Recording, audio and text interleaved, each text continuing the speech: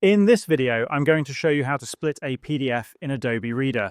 Start by opening your PDF in Adobe Reader. Once the document is open, click on All Tools on the left side of your screen.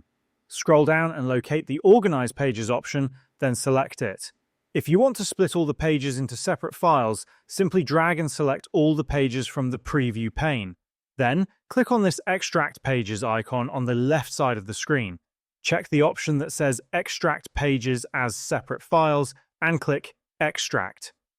A window will open asking you to select a location on your computer where the files should be saved.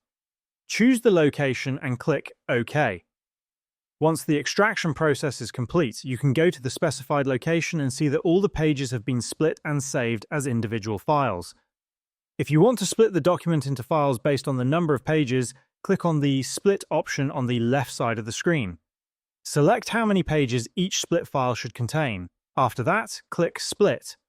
The document will be split according to your chosen settings. Go to the original document save location and you'll find that the file has been divided into multiple separate files, and that's how you can split pages in Adobe Reader.